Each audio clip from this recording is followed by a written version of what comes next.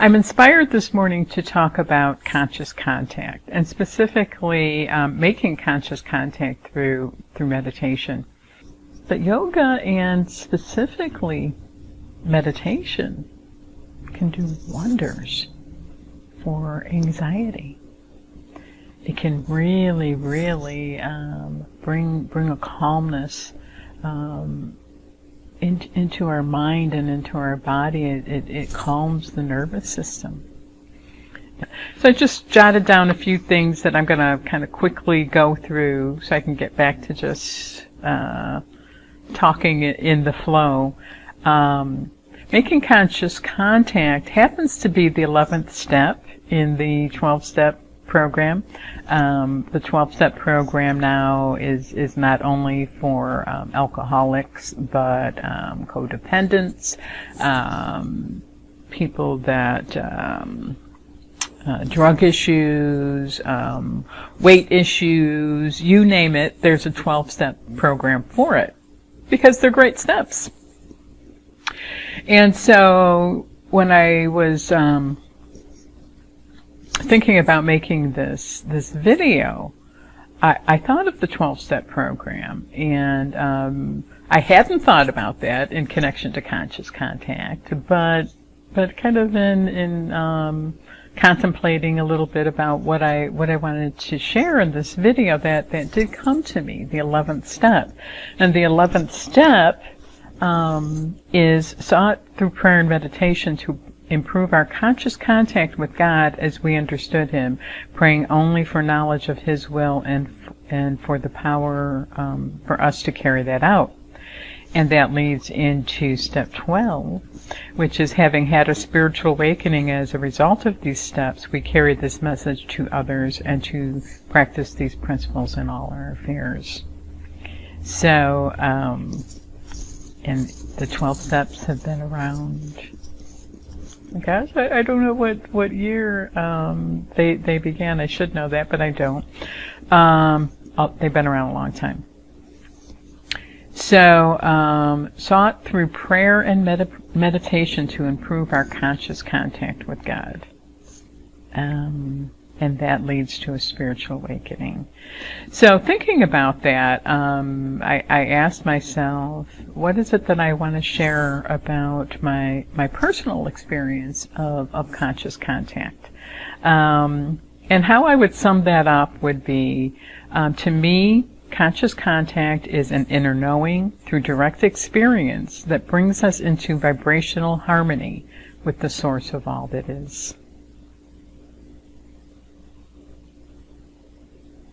And it's from that place of making conscious contact through an inner knowing, through direct experience, that brings a vibrational harmony with the source of all that is, that allows us to become open channels. Open channels where we heal ourselves first, and from that healing of ourselves, we're an open channel, and that vibrational harmony of the source of all that is flows through us. So it's not that we become healers ourselves, but we become an open channel for the source of all that is to flow through us. And that's what heals. That's what heals anything that comes in contact with. So that's my definition, my personal awareness and experience of what conscious contact is. So as I was contemplating about this, I thought, well, it's one thing to intentionally, kind of through meditation, through yoga, through spiritual disciplines, use those disciplines to make conscious contact. I think it's also helpful to understand that we have different levels of consciousness. We have the subconscious, things we aren't aware of that are hidden. They're kind of hidden from us, but at the same time they're being played out in our lives, but we aren't aware of it. So we have the subconscious. We have the conscious mind, This is our everyday awareness. What gets hidden in the subconscious mind is whatever we have not integrated from our past. Most of us are acting out what is hidden in our subconscious as a way to bring these hidden parts of ourselves into our conscious awareness. So that's, in our everyday functioning, I'm sure most of us have experienced what I would call a trigger, where something happens in the present day moment that triggers something that's in our subconscious, something that we aren't aware of. And so we have a reaction. And sometimes it doesn't feel that great, but it's really beautiful. It really is, because these are opportunities to bring what's hidden into our awareness. We're such beautiful creatures. Everything works in such a wonderful, harmonious way if we allow it. And then we also have our higher conscious mind. This is the observer of ourselves, what Gary Zukav would call the seat of the soul. And from this higher consciousness, it is being the observer of ourselves. We're able to see the whole picture of things.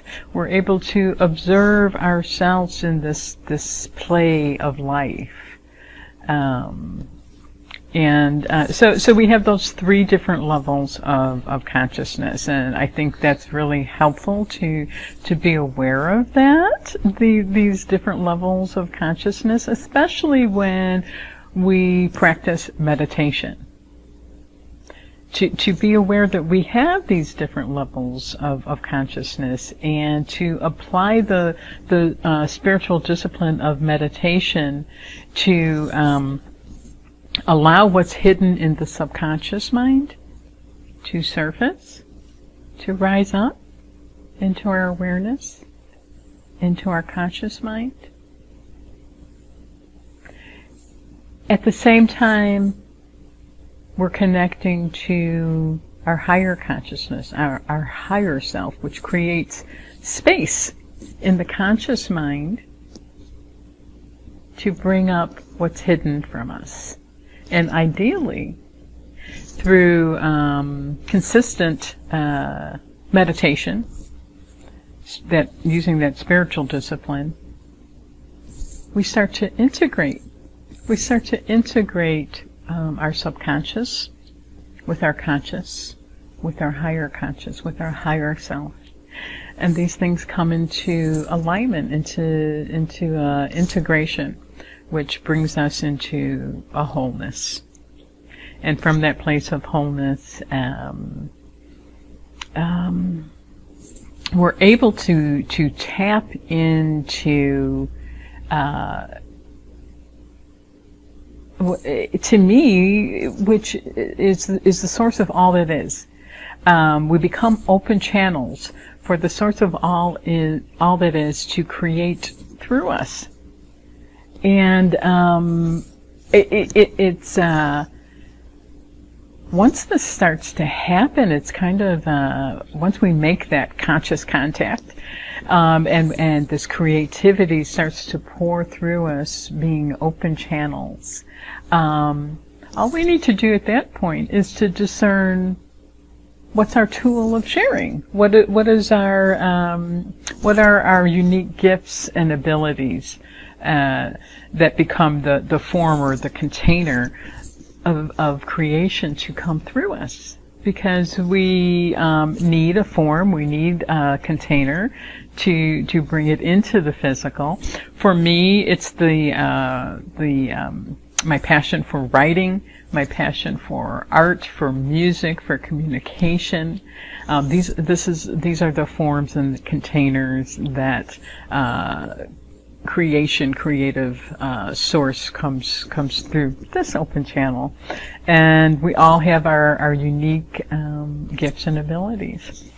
So there's all kinds of reasons, great, wonderful reasons to practice meditation.